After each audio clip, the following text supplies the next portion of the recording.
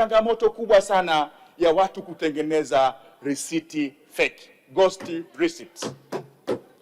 Lakini papo hapo katika hizi siku 90 tumekuwa na changamoto kubwa ya serikali kulipa hawa wanaodai haya marejesho. Lakini la tatu, tumekuwa na changamoto kubwa ya mkinzano, hii nadaiwa, hii sidaiwi.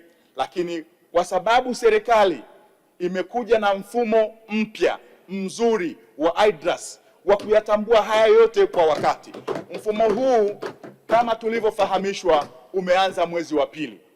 Mimi ni shauri na nashauri kwa nia njema kabisa, isije kuwa jambo hili limewekwa na serikali kwamba sasa watalipa kwa siku 30 na zaidi ya siku 30 italipa riba.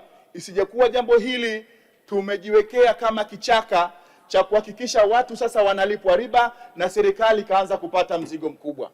Tutambue tuna mariba mengi sana ya wakandarasi wanaotakiwa kulipwa ndani ya muda, hawalipwi ndani ya muda. Tumelalamika sana humu kwamba kuna riba nyingi zinalipwa kwa wakandarasi. Sasa hiki kisije kuwa kichaka, niombe serikali yangu kwa nia yake njema hii iboreshe mfumo wa IDRAS, iboreshe mfumo wa utambuzi wa hawa wanaotakiwa kulipwa, iondoe ghost receipts masokoni. Ikishajiimarisha maeneo hayo, inaweza ikarudi taratibu kutoka siku 90 ikaja 60, 30 kwa kadri ya hali halisi. Hatutarajii serikali yetu ikapata mzigo mkubwa wa riba ikashindwa kutekeleza miradi ya wananchi kwa ambao sisi tumekuja hapa kuwatetea. Kwa hiyo niombe serikali pamoja na nia yake njema hiyo iende taratibu kuweza kusimamia sheria hii, isimame kwenye siku 90 na wateja wote walipwe ndani ya siku 90 bila kutengeneza deni lolote. Jambo la pili, Mheshimiwa Spika, nizungumzie sheria ya Benki Kuu sura 197.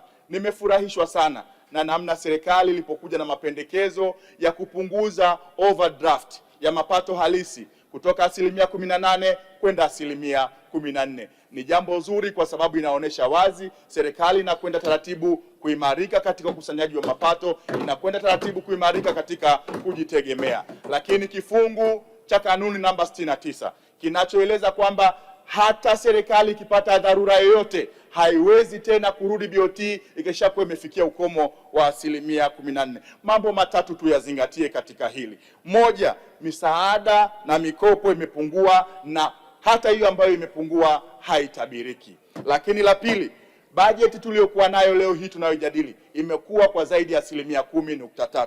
Lakini la tatu, serikali ninayoitambua mimi haijawahi kumisuse kifungu hiki cha 69. Serikali hii ni ya kwetu, mapato haya ni ya kwetu, Benki Kuu ni ya kwetu. Niombe tusimame na hizo 14%, lakini tuiache kifungu hiki kama kilivyokuwa, ili kunapotokea majanga, dharura ambayo serikali haina namna, iweze kutumia zaidi ya kiasi cha 14%, kisha itakuja hapa bungeni na kutueleza. Lakini tukijifungia kabisa na nchi yetu, ni kana kwamba tunataka sasa kujikaanga na mafuta yetu, tunataka kujikwamisha na mwisho tutakwamisha maendeleo. Kwa hiyo kifungu hiki twende nacho kama kilivyo, sina tatizo na kutoka 18% kwenda 14%, na hata baadaye tukiendelea kushuka mpaka kufikia tarakimu moja, ni jambo jema.